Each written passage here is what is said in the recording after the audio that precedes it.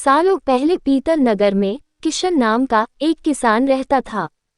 वह गांव के एक जमींदार के खेत पर काम करके किसी तरह अपना घर चला रहा था। पहले किशन के भी खेत थे, लेकिन उसके पिता के बीमार होने के कारण उसे अपने सारे खेत बेचने पड़े।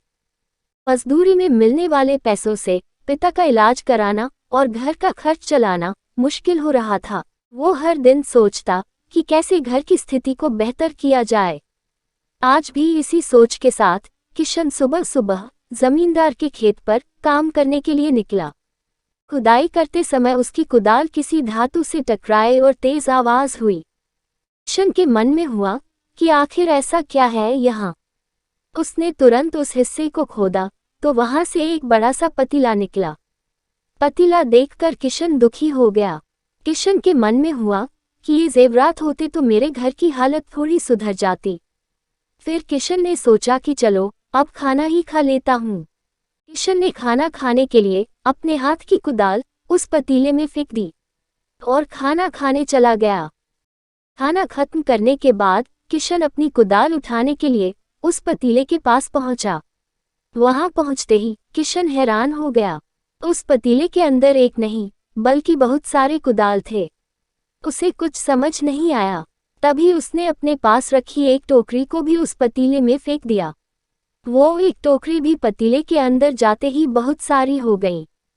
ये सब देखकर किशन खुश हो गया और उस जादुई पतीले को अपने साथ घर लेकर चला आया। वो हर दिन उस बर्तन में अपने कुछ औजार डालता और जब वो ज्यादा हो जाते तब उन्हें बाजार जाकर बेच आता। ऐसा करते करते किशन के घर की हालत सुधरने लगी। उसने इस तरह से बहुत पैसा कमाया और अपने पिता का इलाज भी करवा लिया। एक दिन किशन ने कुछ गहने खरीदे और उन्हें भी पतीले में डाल दिया। वो गहने भी बहुत सारे बन गए। इस तरह धीरे धीरे किशन अमीर होने लगा। किशन को अमीर होते देख जमींदार मोहन को किशन पर शक हुआ।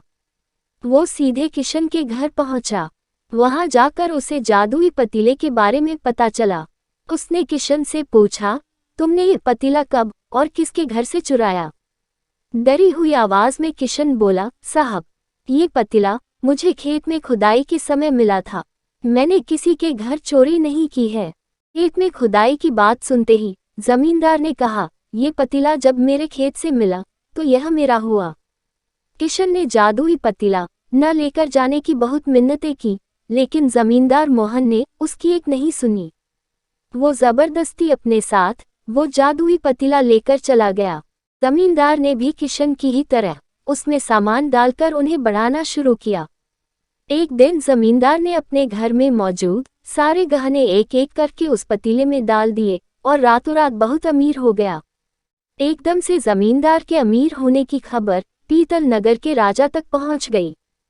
पता लगाने पर राजा को भी जादुई पतीले की जानकारी मिली। फिर क्या था, राजा ने तुरंत अपने लोगों को भेजकर जमींदार के यहाँ से वो पतीला राजमहल मंगवा लिया। राजमहल में उस जादुई पतीले के पहुंचते ही राजा ने अपने आसपास मौजूद सामान को उसमें डालना शुरू कर दिया।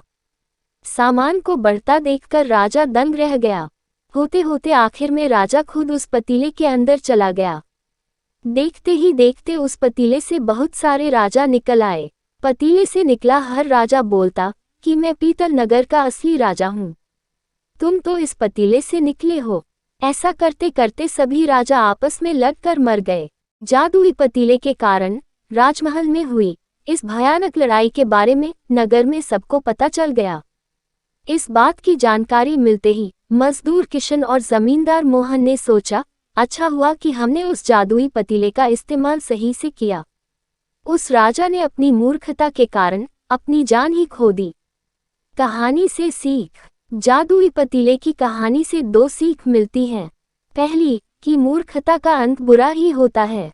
दूसरी यह कि हर सामान का इस्तेमाल संभल कर करना चाहिए, नहीं तो अति हानिकारक हो सकता है।